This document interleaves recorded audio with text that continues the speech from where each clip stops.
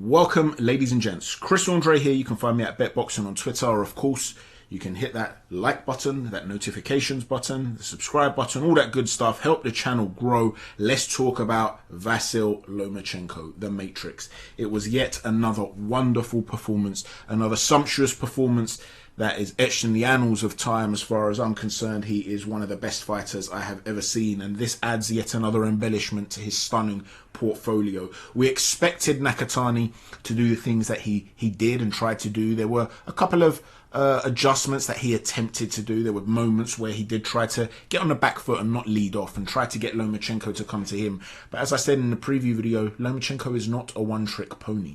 He is not just a counter puncher or a boxer off of the back foot. He's a wonderful pressure fighter as well that can walk a guy down with an movement within his arms, creating different types of guards to deflect shots, as well as step around shots or come under shots. He can punch with you or after you. He can come out to the side and so on and so forth. And Nakatani, as we explained, has legs that sometimes overstretch.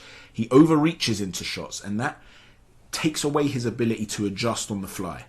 And against a guy that moves as well as Lomachenko, this is not Verdejo, this is not even Lopez. Teofimo Lopez, of course, a wonderful fighter, and rightly so. He is the king of the division at the moment. But he has a very different skill set to Lomachenko. So while he was predominantly looking to deflect that lead shot and come back with power shots, Lomachenko was walking him down, coming around him, and so on and so forth. And we spoke about that rotation that he uses, that ability to step around a guy and get him to turn, how that would cause Nakatani a whole host of problems. And you saw it last night. You saw that he was also able to slip inside, as again we spoke about in the preview video, and lead off with shots to the body and to the head. And he looked absolutely sensational in doing it. And Nakatani didn't really have an answer for it. And he put on a show, Lomachenko, that was much more decisive than Lopez, in a bid to send out a message. And I did say that I thought that people would be calling for the follow-up fight, for that rematch fight after this display, and indeed that is the case. Now, I did actually think that Nakatani would have more success early on. I thought Lomachenko, who can be somewhat of a slow starter, we saw that against Lopez, we saw that against Pedraza, he tends to like to watch you and compute what you're doing and then go to work. I thought that we might see a little bit of that, and he would struggle a little bit with the early exchanges, trying to close that range. There was none of that. He walked out. He was a man on a mission. He wanted to apply incessant pressure early on, and he showed the various facets to his game. Like I said, this is not just a boxer. This is not just a guy who's capable of doing one thing and counter-punching. He can pressure, he can lead, he can do it all. He gives you a number of different looks. He forces you to adjust, and when you adjust, he's got an adjustment for your adjustment. He really is one of the best boxers I've ever seen. And although Nakatani is not Lopez, and they are very, very different, Lopez is much faster of foot. I showed you in the preview video the stance of Nakatani and showed you how wide that could be. Well, Lopez is nowhere near as wide as Nakatani, and he can adjust, he can rotate with you. When Loma was trying to step around him in the first fight, Lopez would often just push him off to break his construct, or throw a left hook to cut that angle off.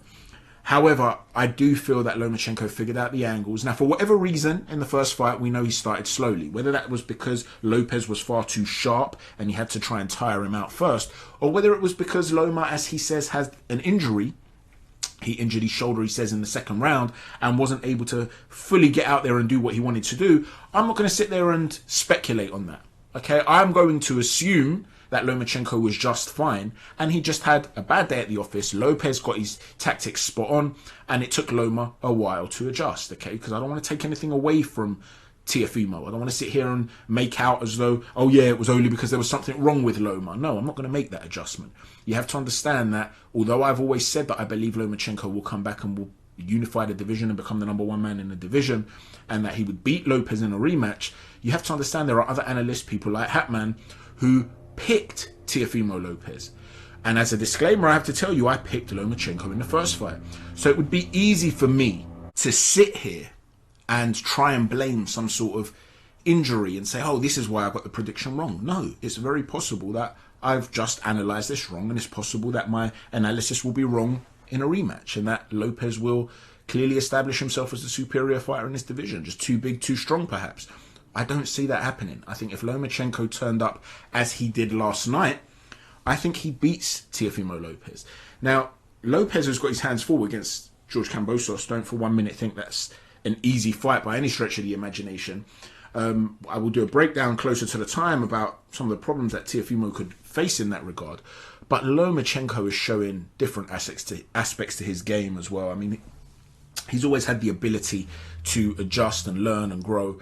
And we've seen him fight on the inside before, but last night you also saw elements of inside fighting where he got up, he knew how to pin the arms. He got up close, he knew how to pin the arms of Nakatani. So this is a guy that is capable of doing everything.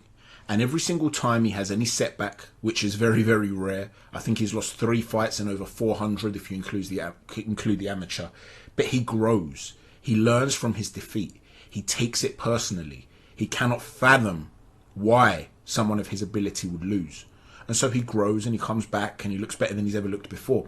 Well, you're talking about a guy that can fight off the back foot, the front foot, can pressure you, come inside or outside. He really is a phenomenal fighter. And that ability to fight on the inside and get up close, you saw how much success he had against Lopez in the latter part of the fight doing that. And I believe he'll be able to find entry points more consistently against Lopez. However, regardless of where you stand on that, it is still the best fight that can be made currently in the division. And the thing is, if you're a big boxing fan, surely you should be demanding this fight now. As I've said, we're talking now of the assumption that Lopez does get through Kambosos. If he doesn't, there's going to be a rematch there. And if so, then I'd love to see Loma in against one of the other big names in the division. But if Lopez was to dispatch of George Kambosos, which, like I said, is not an easy fight, but if he was to get through Kambosos, we really need to see this second fight. And his father, to be fair, Lopez's father, has been saying that they'd be more than interested in doing that fight again. So you have to respect that, because let's assume they're not just talking and they are willing to make the fight happen. You have to respect the fact that because there wasn't a rematch clause in place, he could just take the cash and run away, so to speak, take the prize and run away and say, no, I'm going up in the weight category now. I don't need to fight this man again. I fought a legend. I have that name on my CV. I've taken that scalp. Why would I risk fighting him again? But as fight fans, surely you have to look at this and say, look, Lomachenko was considered the #1 in many people's eyes, or certainly the top 2 or 3 pound-for-pound fighters in the world. Surely, if there was any other big name who was a pound-for-pound top-level fighter, take Canelo Alvarez, for example, and he had lost in the manner that Lomachenko had lost, to lose the fight after a slow start, to come back strong and lose the fight on points, none of us would even be discussing whether there would be a rematch. There would be a clamour for it from fans all over the world. So why would we treat Lomachenko any differently? We cannot allow big promoters to try and freeze his name out. These guys are operating against a much higher level of opposition than anyone else in the division. You know, Tank Davis, I've yet to see the fight. I've heard he was very, very good, even though the official scorecard had him down before those knockdowns came in round 8. The fact of the matter is that Tank is... I mean, I didn't do a preview video, but I left some comments on the preview of the Lomachenko video down below, replying to people, and I felt that on the sheer eyeball test, Tank was going to take care of business last night, because Barrios, in many regards, was going to provide a real test, but in many regards was kind of tailor-made for Tank with some of the limitations that he had. And we've seen that Tank is willing to jump through weight categories and not necessarily fight the best in those weight categories.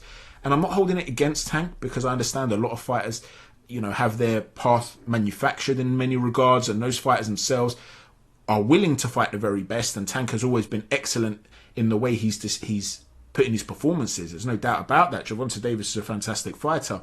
But when you hear Leonard Ellaby say things like, what does Josh Taylor bring to the table?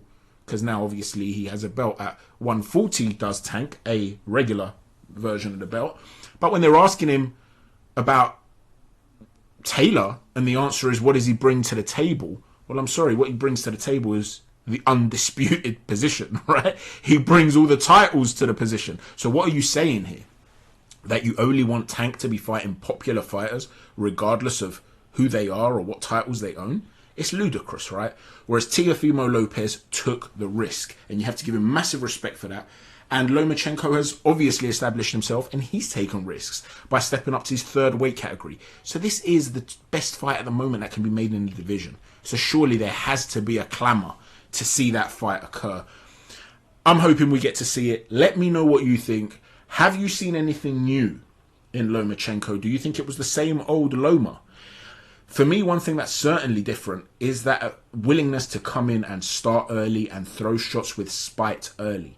Now, as I've said before, we could see a situation here whereby it's kind of like Chocolatito and Ring Versailles, whereby Loma starts taking risks too early against Lopez. Lopez might be too sharp, too strong, too big. Loma walks onto something and ends up getting stopped, just like Chocolatito. Or you can end up seeing an example whereby he's righted the wrongs, so to speak. He set the record straight. He puts on a terrific performance. And personally, I'll be honest, I wouldn't even be that stunned if Loma was to stop Lopez, who's a much bigger man, more muscular man, but I wouldn't be surprised if he was to stop him in that second fight. Let me know what you think, guys. Do you want to see this fight? Are there other guys you'd rather see fight instead? Maybe you feel that Lomachenko needs to fight Haney first. Take that WBC regular title off him, and then go for Teofimo Lopez after that. Maybe that's what you want to see. Maybe you want to see Haney fight Lopez next. Maybe you just want to see Lopez go up. I don't know. Tell me what you think. Personally, this is a fight I really hope we get to see. Thanks for watching, everyone. Chat to you soon. Take care. God bless.